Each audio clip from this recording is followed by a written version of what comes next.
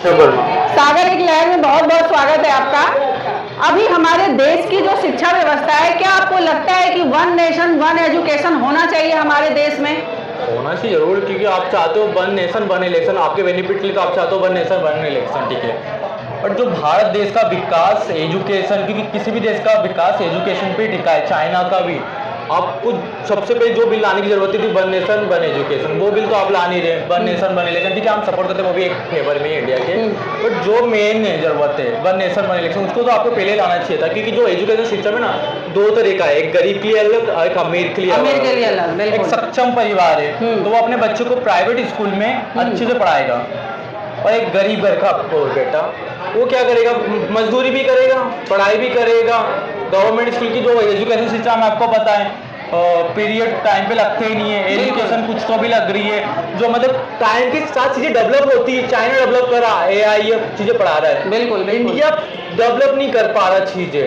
AI तो private school में आ गए हैं, बट वो गवर्नमेंट में अभी नहीं आए। सक्षम परिवार एक अच्छी एजुकेशन दिला देगा प्राइवेट स्कूल में, महंगी स्कूल में, वो नॉर्मल है। पर एक गरीब का बच्चा नहीं पढ़ पाएगा, क्योंकि जो आपका एजुकेशन सिस्टम है बहुत भंगार है, बहुत पुराना हो चुका है। तुम उसको संस्कृत के नाम पे ये गद पद ये फलाना जो कचरा पढ़ा रहे हो ना, उसकी कुछ काम नहीं आने वाला। ये रियलिटीज देश की, और तुम फिर चाहते हो मतलब इंडिया क्यों पीछे रह रहा है चाइना से, ये मतलब स्टार्टअप क्यों नहीं आगे उड़े।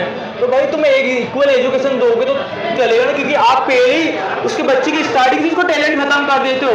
बहुत लोगों ने इतने संघर्ष करते हैं, आप गाँव में देखोगे स्पोर्ट्स में नहीं जा पाते। इवन मैं मेरा बताऊं, क्योंकि मैंने बचपन में जिम्नास्टिक किया था।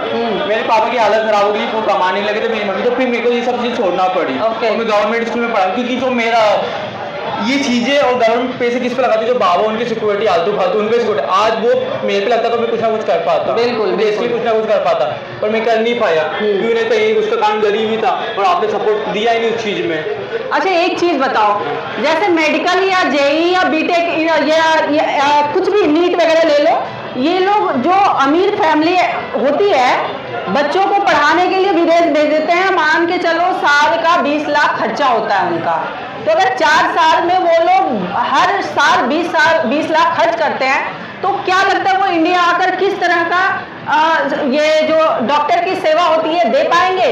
क्या वो जो रियलिटी डॉक्टर की होती है वो क्या एक्चुअल में कर पाएंगे? क्या वो शिक्षा उन्हें वहां मिल पाती है पैसा? जो वहां से पढ़ के आ रहे हैं, क्योंकि उनको पता है इंडिया में सीट नहीं है, मानो ना मानो, पर इंडिया एक फेल्ड नेशन है। पॉपुलेशन के अकॉर्डिंग सीट नहीं है, बिल्कुल डॉक्टर की कमी है। वो गवर्नमेंट सीट कितनी निकाल रही है, इतनी पॉपुलेशन में आप सीट निकाल रहे हो, ये गवर्नमेंट का रियली फेलियर है। अगर उसको सीट नहीं मिली तो वो कहाँ जाएगा, बाहर जाएगा, पढ़ाई करेगा, वो यहाँ पे आएगा।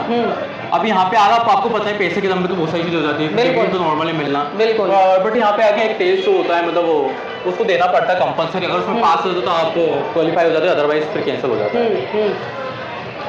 अच्छा, हमारे देश में आप चले जाइए किसी भी हॉस्पिटल में, किसी भी गवर्नमेंट हॉस्पिटल में, एक डॉक्टर के पीछे 10 मरीज खड़े होते हैं। तो क्यों ये वैकेंसी क्यों नहीं निकाल पाते? और वैकेंसी तो छोड़िए, आप अगर कॉलेज में एडमिशन भी लेने जाओ तो वहां भी आपको सीट अवेलेबल नहीं होगी। इतना क्यों? मैं इसलिए हमारे देश में ही इंडिया एक फेल्ड नेशन है, रियलिटी में सच्चाई बोलूंगा, क्योंकि इतनी पॉपुलेशन, आपको सीट्स नहीं है, करेगा क्या बंदा।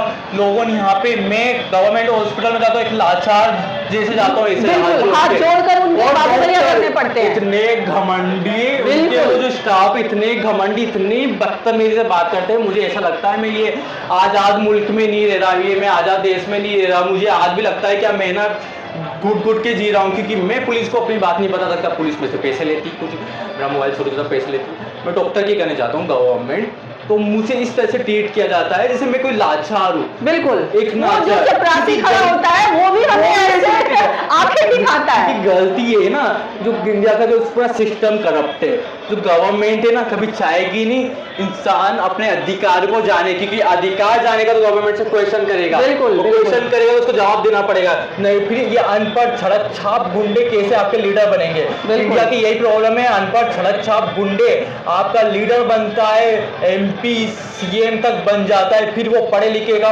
फैसला करता है, और फैसला करता है उसका फैसला बिगाड़ता है। चलो ठीक है।